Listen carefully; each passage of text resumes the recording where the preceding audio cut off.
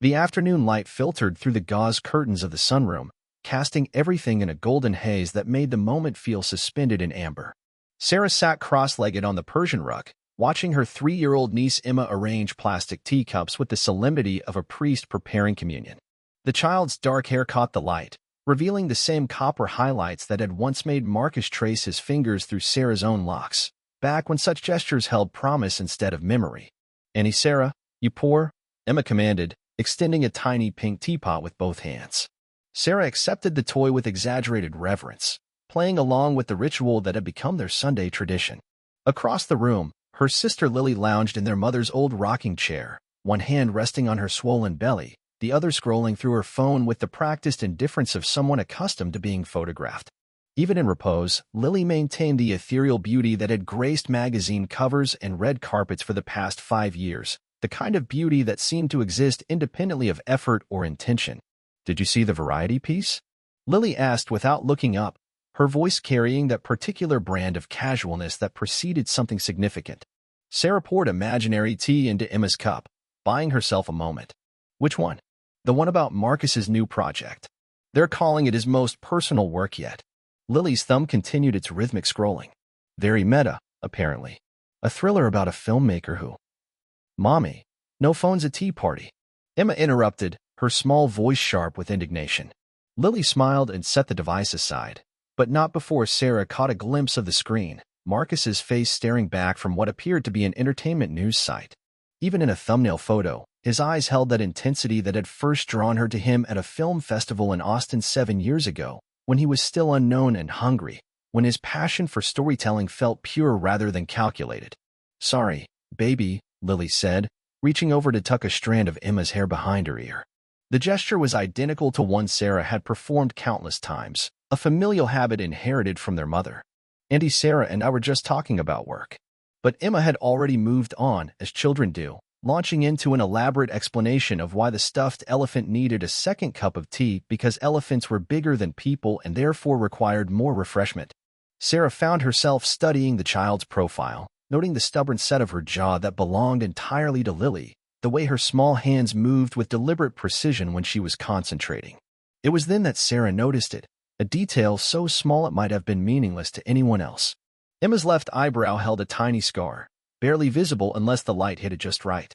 A crescent-shaped mark that Sarah recognized because she bore an identical one, earned during a childhood accident involving a swing set and poor coordination. The same scar their mother had carried, and her mother before her, a genetic quirk that manifested in the women of their family, a tiny crescent that appeared in childhood and never quite faded. But Sophia wasn't supposed to have it. She wasn't a Delgado by blood. Carmen's hand trembled slightly as she set down the plastic teapot. The sound it made against the hardwood seemed unnaturally loud in the suddenly thick air of the sunroom. She watched Isabella, still scrolling through whatever entertainment gossip held her attention, completely unaware that her daughter was playing tea party with genetic evidence of a truth that could unravel everything. The rational part of Carmen's mind began cataloging possibilities. Coincidence, perhaps. A random childhood injury that happened to mirror the family trait. But the scar was in precisely the same location, bore the same distinctive shape that had marked 3 generations of Delgado women. The same mark that Diego had once traced with his thumb during their most intimate moments, calling it her battle wound from the playground wars. Sophia looked up then, her dark eyes, Diego's eyes, meeting Carmen's with the directness that only children possessed. "Tia, why did you stop pouring?" "I was just thinking, Mija." "About what?" Carmen glanced at Isabella, who had finally looked up from her phone with the slightly glazed expression of someone returning from the digital world. Her sister's face held no awareness of the seismic shift that had just occurred in the space between heartbeats. "About how much you look like your mama," Carmen said carefully. Sophia giggled and turned to Isabella. "Do I look like you, Mommy?" Isabella set her phone aside entirely now, giving her daughter the full attention that always seemed to surprise Carmen with its genuine warmth. Despite everything, the betrayal, the stolen life, the casual cruelty of it all, Isabella loved her child with a fierceness that was undeniable. "You look like yourself, mi amor. Completely unique and perfect." But as Isabella spoke, Carmen saw it, another echo, this one in the way Sophia tilted her head when listening intently. The same gesture Diego made during their early relationship when he would sit in edit bays, completely absorbed in crafting his vision. Carmen had fallen in love with that tilt of his head before she'd fallen in love with anything else about him. The afternoon continued around her, Isabella discussing the challenges of third trimester discomfort, Sophia embarking on an elaborate story about the elephant's adventures in Africa, but Carmen felt as though she were observing from a great distance. The golden light that had seemed so warm now felt harsh, exposing details she'd been blind to for 3 years. When had Isabella and Diego's affair really begun? Carmen had always assumed it started 6 months before Diego left her, during the production of Isabella's breakthrough film. But if Sophia carried the Delgado mark, if she truly was Diego's daughter rather than the product of Isabella's brief marriage to that tech executive from San Francisco. The timeline shifted in Carmen's mind like tectonic plates, rearranging everything she thought she knew about her own life. Isabella's mysterious illness that had kept her away from Carmen's birthday party 4 years ago. Diego's sudden interest in researching authenticity in Latin cinema around the same time. The way he'd grown distant months before Carmen had any idea something was wrong, claiming artistic stress and the pressure of his first major studio deal. Sophia would be 4 in September, which meant Carmen excused herself to the bathroom, where she gripped the marble countertop and stared at her reflection. The woman looking back had the same dark hair, the same olive skin, the same genetic scar that apparently now marked her sister's child. But something in her eyes had changed in the past 30 minutes. Something that looked like recognition, like the moment a filmmaker finally sees the story that's been hiding in plain sight. When she returned to the sunroom, Isabella was helping Sophia clean up the tea set with the methodical patience of someone who'd performed this ritual countless times before. They worked together in easy harmony, and Carmen found herself cataloging more similarities, the way Sophia organized the cups by size, the same system Carmen used in her own kitchen, the precise way she folded the tiny napkins, a habit that belonged to their mother's side of the family. "I should go," Carmen said suddenly. Isabella looked up, surprised. "Already? I thought we might order dinner, make an evening of it." Diego's working late again, some crisis with the sound mix. The casual mention of Diego's name, the easy intimacy of shared domestic arrangements, hit Carmen like a physical blow. But she managed to keep her voice steady. "I remembered I have some work to finish. On Sunday. You know how it is in post-production." Isabella nodded with understanding. As a performer, she existed in the world of creation, but she'd spent enough time around Diego to understand the consuming nature of the technical side. Carmen kissed Sophia goodbye, noting how the child clung to her with genuine affection, how her small arms felt familiar in a way that transcended typical aunt-niece relationships. Driving home through the winding roads of the Hollywood Hills, Carmen's mind worked with the methodical precision she usually reserved for editing. She thought about the documentary she'd been cutting for the past 6 months, a piece about family secrets and the stories people told themselves to survive trauma. The irony wasn't lost on her. Her laptop waited on the dining room table of her Laurel Canyon bungalow, surrounded by the detritus of a career spent crafting other people's narratives. Hard drives labeled with project names, coffee cups bearing the rings of late-night editing sessions, scripts covered in her precise handwriting. This was the life she'd built after Diego left, solitary, focused, deliberately small.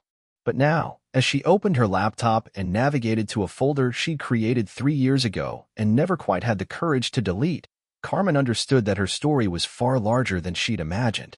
The folder was labeled DNI and contained hundreds of hours of footage from the early days of Diego's career, when Carmen had served as his primary editor and creative partner. Most of it was routine, behind-the-scenes material from low-budget shoots, interviews with actors, technical discussions about lighting and sound. But buried within the hours of mundane content were moments that now carried different weight. Carmen scrolled through the timeline, looking for a specific date. May 15th, 4 years ago. The day of her birthday party, the one Isabella had missed due to her mysterious illness. Diego had been distant that evening, checking his phone constantly, leaving early with some excuse about equipment rentals. She found the footage from 2 days later, raw material from a small documentary Diego had been shooting about emerging Latin American directors. Isabella appeared in frame unexpectedly, supposedly visiting the set to observe the process for her own education. But watching now, Carmen could see the tension between them, the way they avoided looking directly at each other, the careful distance they maintained that spoke of exactly the opposite impulse. The camera had captured a moment when Diego thought he was off camera, reaching out to brush something from Isabella's shoulder.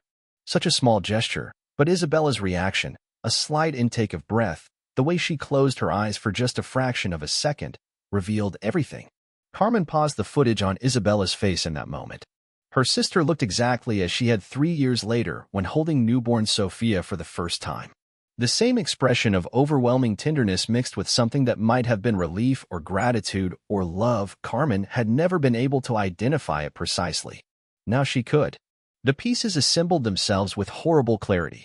Isabella's brief marriage to the tech executive had been real, but it had also been a cover story. A way to explain Sophia's existence without destroying the delicate ecosystem of relationships that had sustained all of them. Diego got to maintain his image as the devoted partner who'd simply fallen for his girlfriend's sister. Isabella got to preserve her reputation while securing the family she'd always wanted. And Carmen got to be the sister who'd been left behind, the woman who wasn't quite enough to hold on to her man. The supporting character in their love story.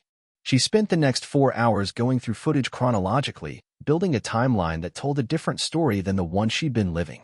Evidence of clandestine meetings, intimate conversations captured on ambient microphones, the gradual evolution of Diego and Isabella's body language from professional distance to careful restraint to barely contained passion. By midnight, Carmen had assembled a rough cut that told the truth about the past 5 years.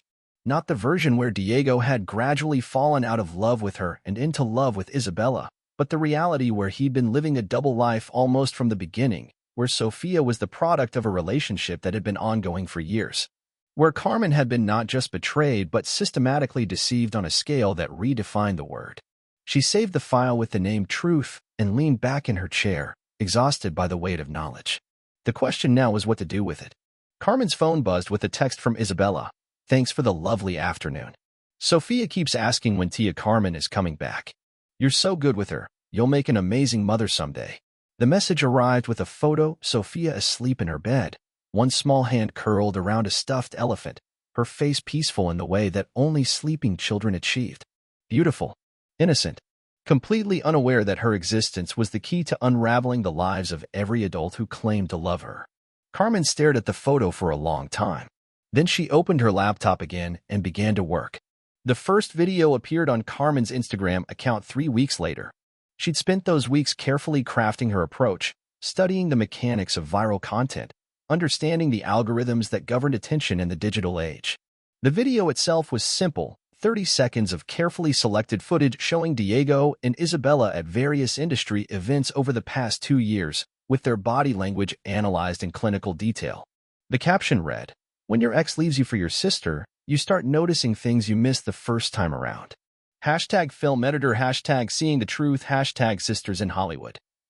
Carmen had built her Instagram following slowly over the years, sharing behind-the-scenes glimpses of her work, industry insights, and the occasional personal moment.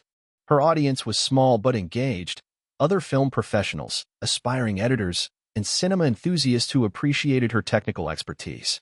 The perfect demographic to understand and amplify the story she was about to tell.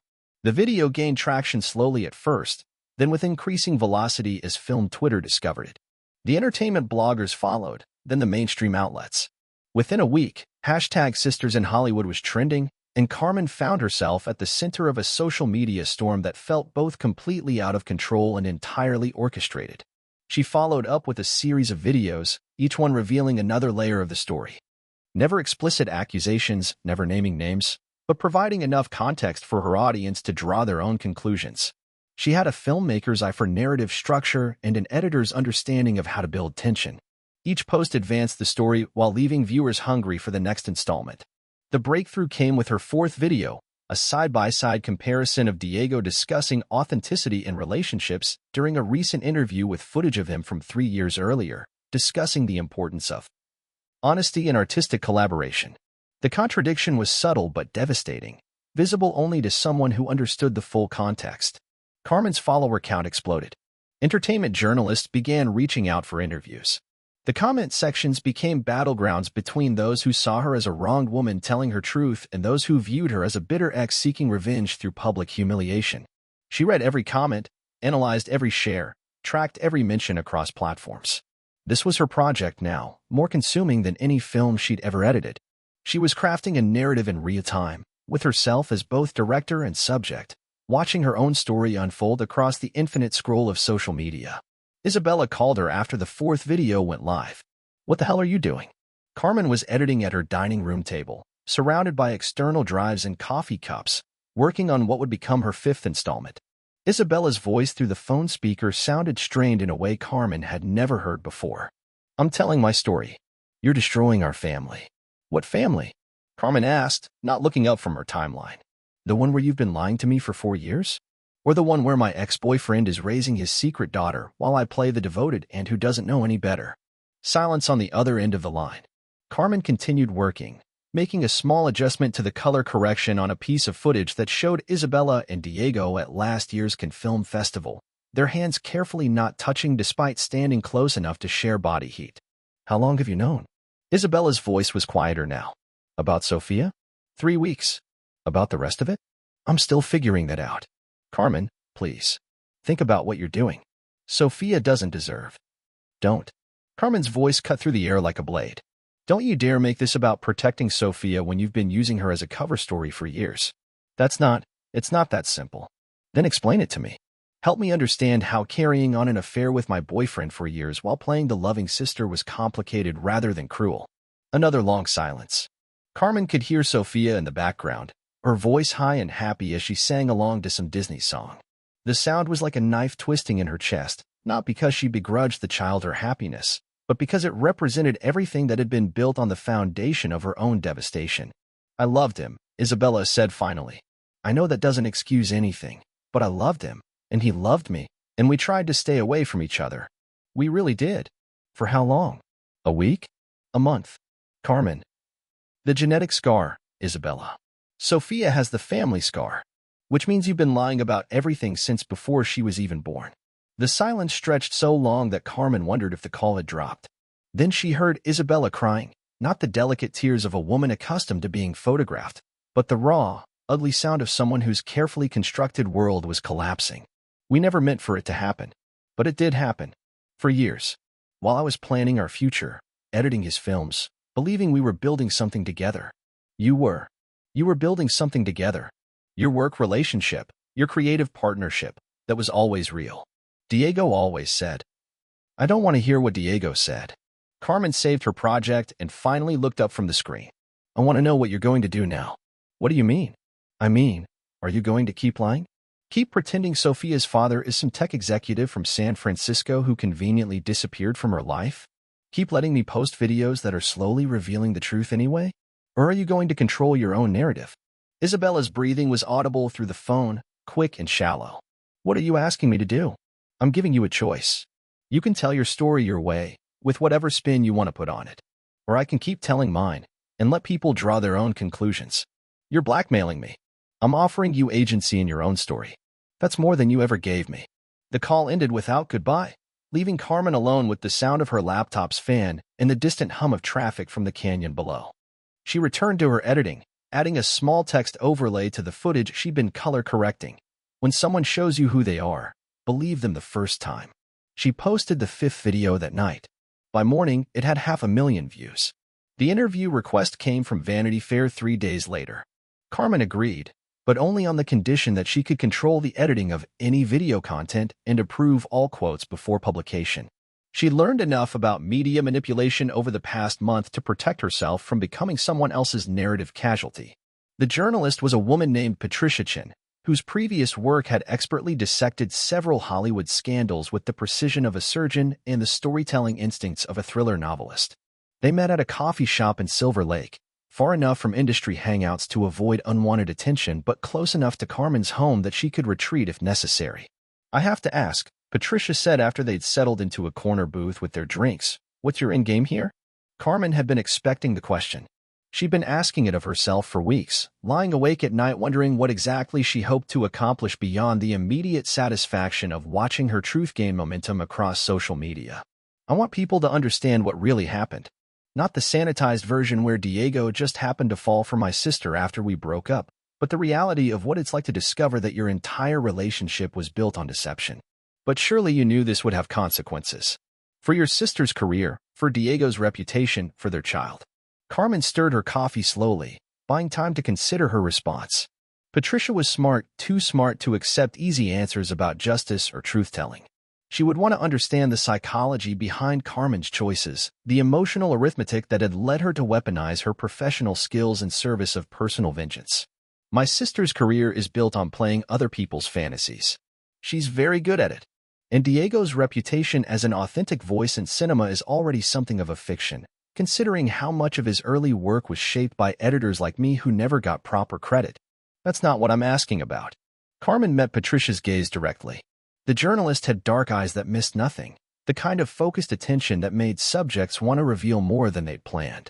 Carmen understood the technique. She'd used similar approaches when interviewing subjects for documentaries. You want to know if I considered Sophia before I started posting. Did you? Every day. Every time I upload something new, I think about the fact that someday she'll be old enough to Google her parents and find all of this. I think about what it will do to her understanding of her own origin story. And Carmen leaned back in the booth, studying Patricia's expression for any hint of judgment. She found only professional curiosity, which was somehow more unsettling than outright criticism would have been. I think she deserves to know the truth about where she came from. Not the elaborate fiction her parents created to protect themselves, but the real story, even if it's messy and painful and complicated. You realize that most people would consider it kinder to let a child grow up believing a comfortable lie than to expose her to a painful truth. Most people didn't spend 4 years being systematically gaslighted by the two people they trusted most in the world. Patricia made a note on her tablet, then set it aside. Tell me about the genetic scar. Carmen's hand moved unconsciously to her eyebrow, tracing the small crescent that had started everything. It's a family trait. Appears in childhood, usually around age 3 or 4. My mother had it, my grandmother, several aunts. Isabella has it too, though hers is fainter than mine. And when you saw it on Sophia, I knew immediately what it meant.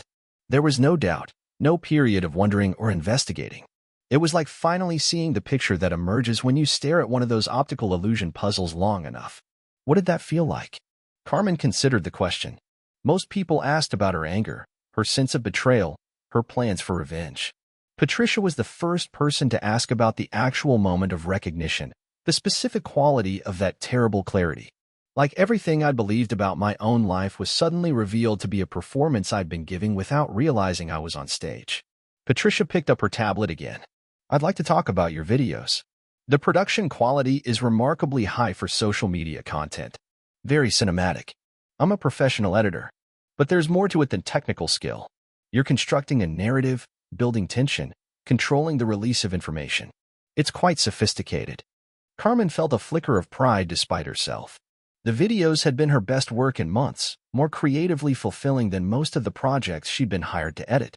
There was something liberating about crafting a story with no client notes, no studio interference, no compromise between artistic vision and commercial viability. I wanted people to experience the revelation the way I did.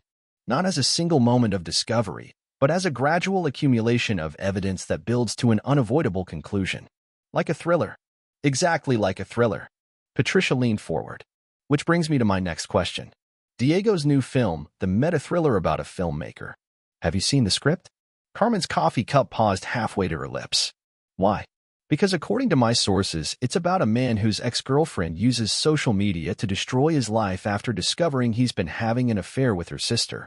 Very similar to your current situation, but told from the male perspective. The coffee shop seemed to grow quiet around them, as if the universe was holding its breath. Carmen set down her cup with deliberate care, her mind racing through the implications. When was the script written? First draft was completed 6 months ago. He's been shopping it around since before your first video went live. Carmen stared across the table at Patricia, understanding that she'd just been handed the final piece of a puzzle she hadn't realized she was still solving. Diego hadn't just betrayed her and lied to her, he'd also stolen her story before she'd even begun to tell it, crafting his own version of events in which he was the victim of a vengeful ex-girlfriend's social media campaign. He knew, she said quietly. Knew what? That I would figure it out eventually. The scar, the timeline, all of it. He was already preparing his defense before I even understood what had happened to me. Patricia's expression shifted from professional curiosity to something approaching sympathy. Carmen, I need to ask you something, and I want you to think carefully before you answer. Okay. Is it possible that your videos, your entire social media campaign, is it possible that you're giving Diego exactly what he wants? That you're playing the role he wrote for you in his script? The question hung in the air between them like smoke. Carmen felt something cold settle in her stomach as she considered the possibility that her quest for truth and justice had been just another form of manipulation. That even her rebellion against Diego and Isabella's narrative had been anticipated and incorporated into their larger story. "I need to see that script," she said finally. "I can't. I'm not asking as an interview subject.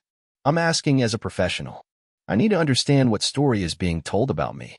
Patricia studied her for a long moment, then reached into her bag and pulled out a thick stack of pages. "This is off the record. I never gave this to you." Carmen accepted the script with hands that were steadier than she'd expected. The title page read, "Exposure," by Diego Morales, with a subtitle that made her stomach clench, a thriller about love, betrayal, and the stories we tell ourselves to survive. She flipped through the pages quickly, scanning dialogue and action lines, looking for her own reflection in Diego's fiction. The protagonist was named Marcus Rivera, a rising filmmaker whose passion project is threatened when his ex-girlfriend Elena begins exposing their private life through social media. Elena was described as a talented but unstable editor whose obsession with narrative control leads her to weaponize her professional skills in service of personal vengeance. The script portrayed Marcus as a flawed but sympathetic character who'd made mistakes but was essentially trying to build a life with the woman he truly loved. Elena was depicted as increasingly unhinged, her social media posts growing more desperate and invasive until she finally crosses a line that destroys not only Marcus and his new partner, but also their innocent child. Carmen closed the script and handed it back to Patricia. "When does it start filming?" "Production is scheduled to begin next month." He's already attached a major star to play Marcus, someone with a reputation for choosing socially conscious projects. "And Elena?" "Unknown actress. Someone without the baggage of being associated with the real story." Carmen laughed, but the sound had no humor in it. "Of course. Cast someone who can play the crazy ex-girlfriend without any of the inconvenient complexity of actual experience." They sat in silence for several minutes, both women understanding that the conversation had moved beyond journalism into something more personal and immediate. Carmen felt as though she was standing at the edge of a cliff, looking down at a drop whose depth she couldn't determine. "What are you going to do?" Patricia asked finally. "I don't know yet." "Will you keep posting videos?" Carmen considered the question. Her social media campaign had gained momentum beyond anything she'd anticipated. Her Instagram following had grown to over 200,000 people. Entertainment journalists were calling daily. Someone had started a hashtag Sisters in Hollywood, that was being used to share similar stories from other women in the industry. She'd become the public face of a conversation about deception and power dynamics in Hollywood relationships. Women were reaching out to share their own experiences of being gaslighted, manipulated, and erased from narratives that should have included them as central characters rather than supporting players. But knowing about Diego's script changed everything. If she continued her campaign, she risked playing directly into his narrative. If she stopped, she abandoned not only her own quest for truth but also the women who'd found strength in her story. "I think," Carmen said slowly, "that it's time to change the rules of the game." Carmen's final video was different from all the others. Instead of carefully edited footage and cryptic captions, she sat directly in front of the camera in her living room, speaking without notes or artifice. The production values were deliberately simple, a single fixed shot, natural lighting, no music or graphics. After weeks of cinematic storytelling, she chose the radical honesty of unvarnished truth. "My name is Carmen Delgado," she began, "and for the past month, I've been telling you a story about betrayal and lies and family secrets.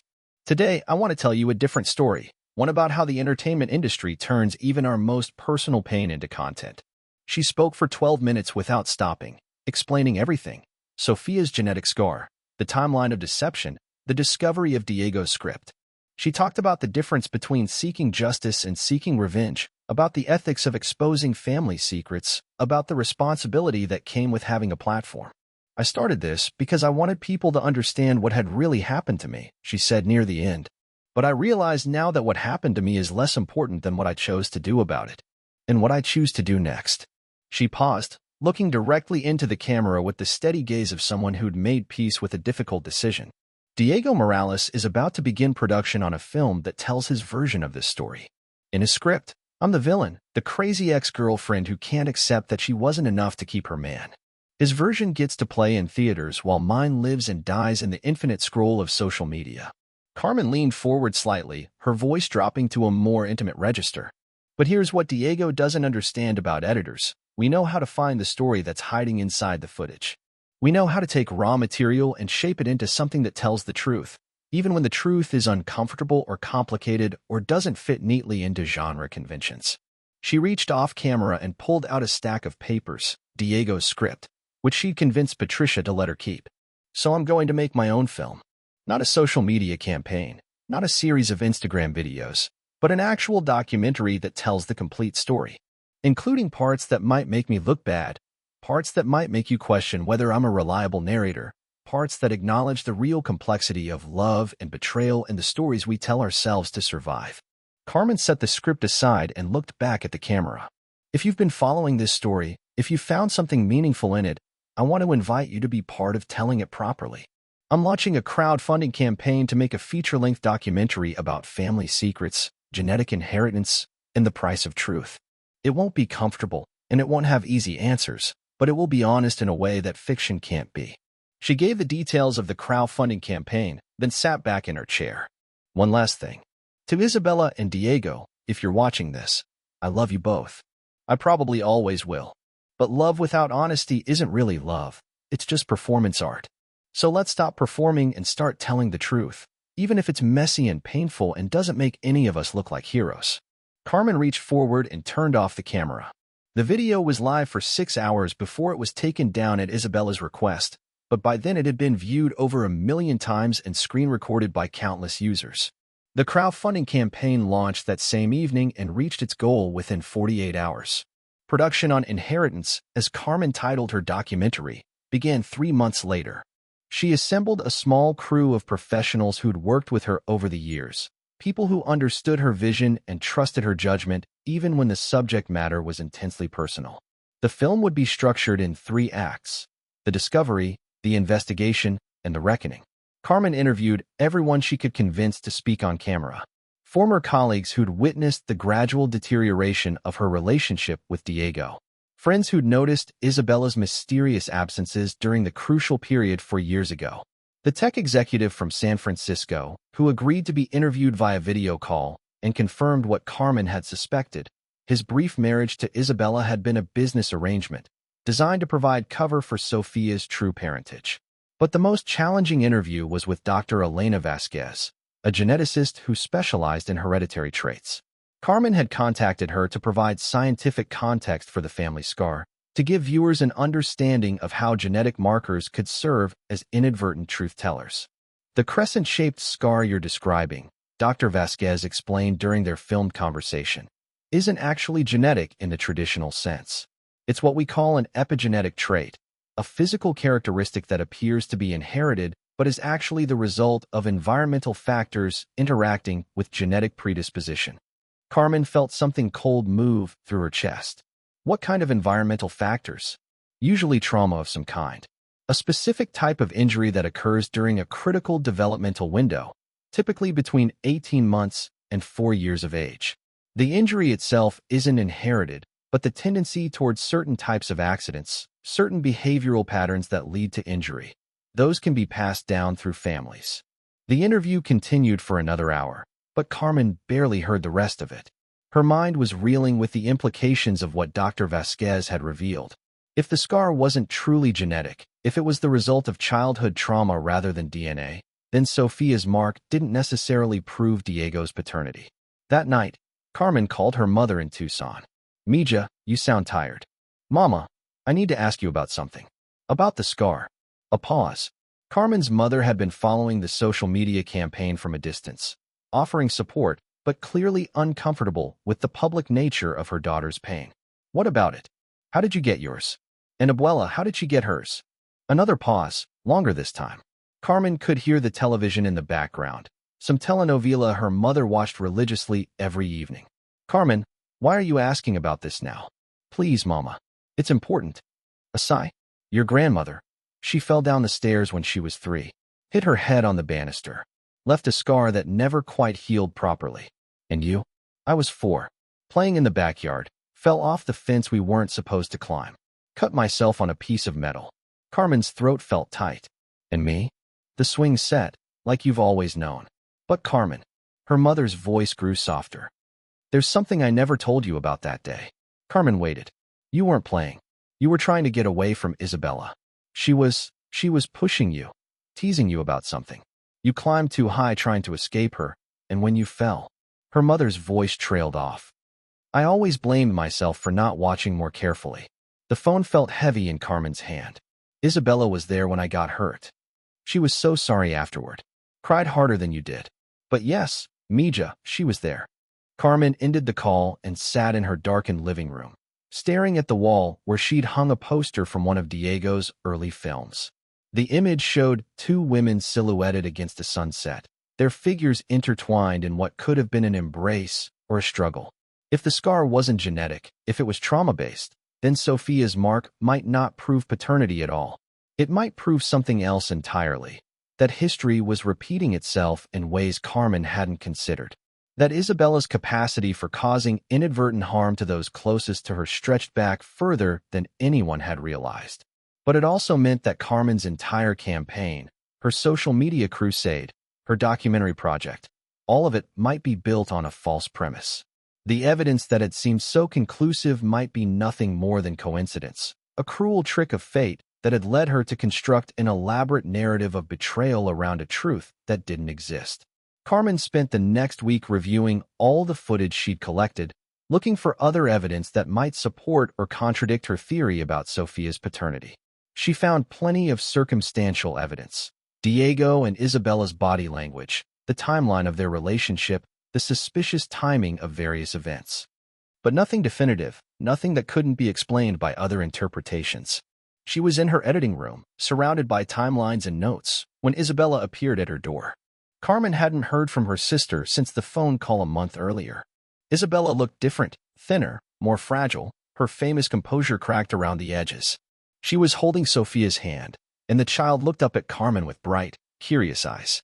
"We need to talk," Isabella said. They sat in Carmen's living room while Sophia explored the space with the fearless curiosity of a child accustomed to new environments. Carmen watched her niece handle the various film equipment scattered around the room, noting her careful precision, her obvious intelligence. "I saw your interview with the geneticist," Isabella said quietly. Carmen nodded. She'd included clips from the Dr. Vasquez interview in her latest crowdfunding update, explaining that the documentary would explore not just personal betrayal but also the unreliable nature of evidence and the stories people construct to make sense of ambiguous information. "So you know," Isabella continued, "that the scar doesn't prove what you thought it proved. I know it's not definitively genetic, if that's what you mean."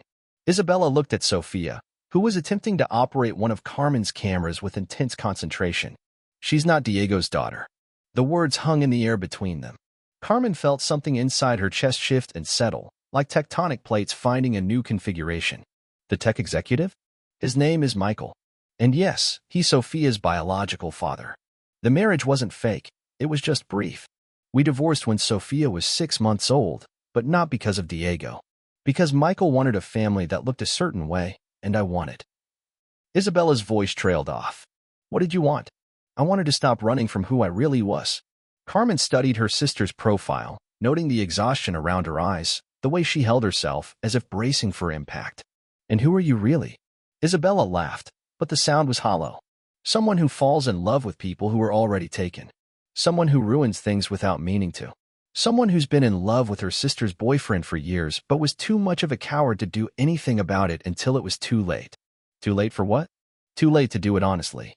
Sophia had managed to turn on Carmen's camera and was filming herself, making faces at the lens with unself-conscious joy. Both women watched her for a moment, seeing different things in the child's easy relationship with technology and performance. "When did it start?" Carmen asked. "Really start, not the version you told me before." Isabella was quiet for so long that Carmen wondered if she would answer at all. When she finally spoke, her voice was barely above a whisper. "The night of your first anniversary with Diego. You were so happy, talking about moving in together, making plans. And I realized that I was going to lose him completely, that whatever fantasy I'd been carrying around was about to become impossible." "So you seduced him?" "So I told him how I felt. And he told me that he'd been feeling the same thing, but that he loved you too, in a different way. That he didn't want to hurt anyone." Carmen felt a familiar anger beginning to build, but it was different now, cleaner, less desperate. So you decided to hurt me secretly instead of honestly? We decided to see if what we felt was real or just attraction, fantasy, whatever. We thought if we could prove it wasn't real, we could go back to normal. And Isabella finally looked at her directly. And it was real. More real than anything I'd ever felt. But by then you and Diego had been together for 2 years, you were talking about marriage, and we were in too deep to figure out how to be honest without destroying everything. Sophia had grown bored with the camera and moved on to examining Carmen's collection of film festival programs. She was reading the titles aloud in the careful pronunciation of a child just beginning to master language. So you lived a double life for 3 years. We tried to stop, so many times. But we kept finding excuses to be around each other, kept telling ourselves that as long as you didn't know, as long as we weren't hurting you actively, it wasn't really betrayal. Until Sophia. Isabella nodded. Until Sophia. Michael and I had been seeing each other casually. He was a nice guy, successful, wanted the same things I wanted in terms of family. Or so I thought. When I got pregnant, I assumed it was his, and the timing seemed perfect. I could have the baby, end things with Diego cleanly, start over with a real family. But I couldn't let Diego go, even after Sophia was born. And Michael, he had very specific ideas about what kind of woman should be raising his child. Ideas that didn't include my career, my independence, any version of myself that I actually recognized. Carmen found herself thinking about the timeline again, about all the assumptions she'd made based on partial information. So, when did Diego find out Sophia wasn't his? Last year, when she got the scar. Carmen felt her world tilt again. What happened?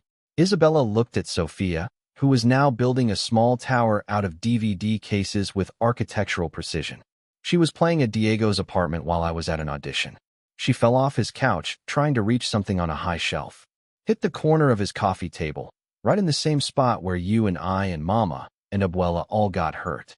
And Diego realized that if the scar was genetic, if Sophia was his daughter, then either the science was wrong or Isabella's voice caught. Or there was something about our family that he didn't understand. Carmen thought about the geneticist's explanation, about environmental factors and inherited patterns of behavior. Something like what? Like the fact that all the women in our family seem to get hurt in similar ways at similar ages. Like maybe there's something we pass down that isn't genetic, something about how we move through the world, how we take risks, how we respond to stress. Isabella stood and walked to the window, looking out at the canyon below. Diego started asking questions. About Michael, about the timing, about why I'd been so insistent that Sophia's paternity wasn't important. And I finally told him the truth. How did he react? He was relieved. Isabella's voice was flat. He'd been feeling guilty about being with me while raising another man's child, guilty about the lie we were all living. Finding out that Sophia wasn't his biological daughter freed him from some burden I didn't even know he was carrying. Carmen felt pieces of the puzzle shifting again, forming a different picture than any she'd imagined. So he left you. Not immediately. But yes, eventually. He said he needed to figure out who he was without all the deception, without the weight of secrets. He wanted to start over, be honest with everyone, including you. Is that why he wrote the script? Isabella turned back to face her. He wrote the script because he was terrified of what you would do when you found out the truth. He'd seen how you handled betrayal in your work, how you could take raw footage and edit it into a devastating indictment of whoever had wronged your subjects.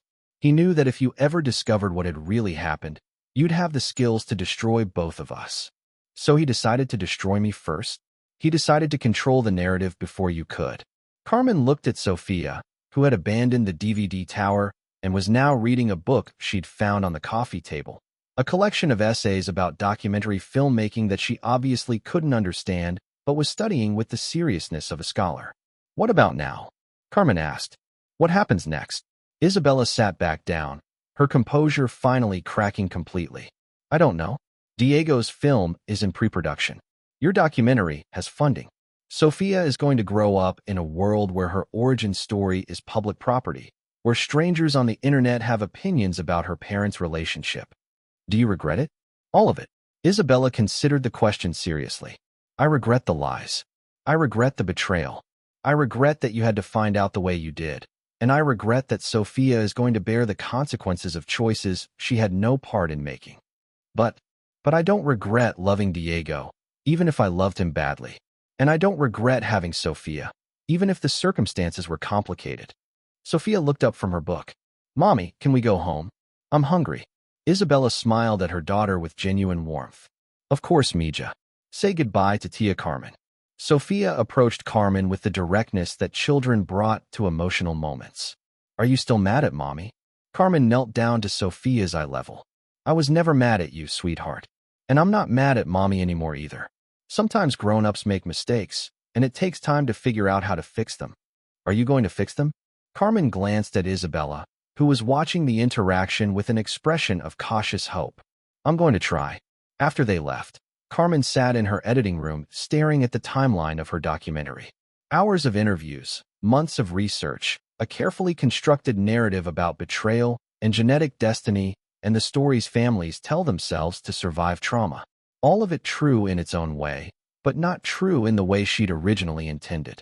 She thought about Diego's script, about his meta-thriller where the ex-girlfriend becomes increasingly unhinged in her quest for revenge.